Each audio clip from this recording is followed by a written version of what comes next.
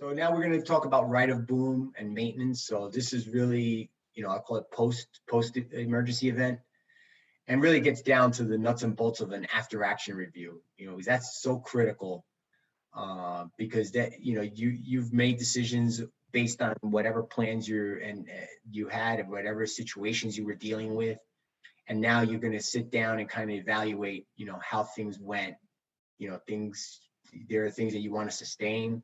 There are opportunities for improvement, either change the plan, update the plan, or reinforce, support that process, because maybe it was the right process, but people didn't know it, so it may become a training issue, maybe a future exercise issue to implement.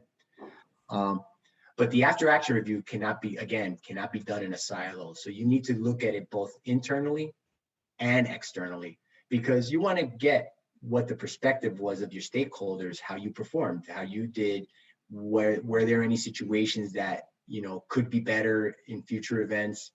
Do we need to change our plan? Do they need to change their plan? Do we need to do some training on either side? So those are those opportunities of engagement, and that goes back to the left of boom, where you're going to now plan, and that kind of drives that.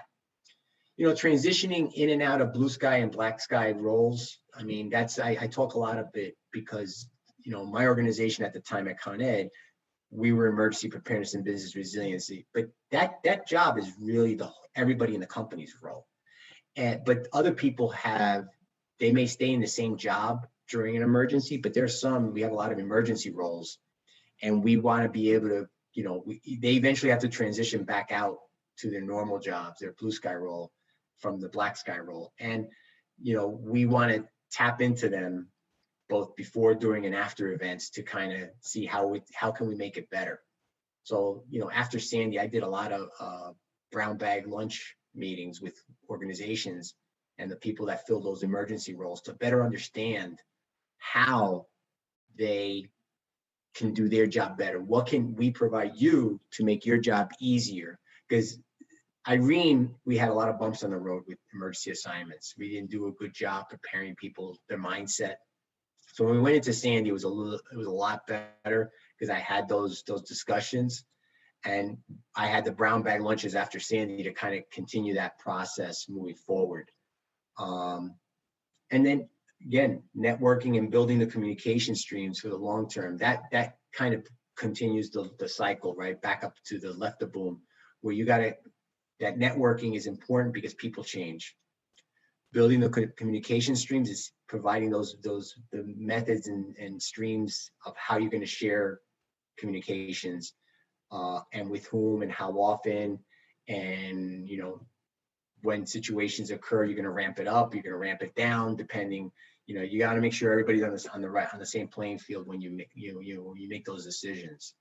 So if you go to the next slide, kind of goes into an example of an after action review case study, right? So we had a string of major fires at some Con Edison substations, and we did some after action reviews with the fire department.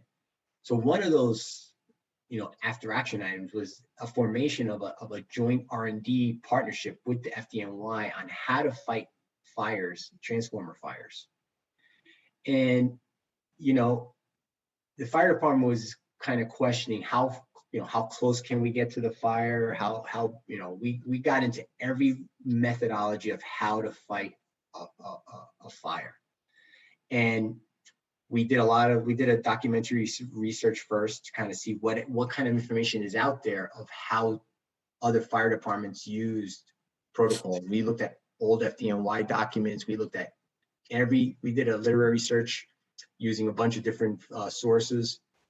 And then we sat down with the fire safety people from the FDNY, and we sat down with our engineering folks, our safety folks, and we ended up coming up with a whole protocol of using spray nozzles, also distance. So distance actually helps you, and it actually increases the spray, because if you use a whole solid hose, it will open up into a big spray if you go far enough. And so we had these standard distances based on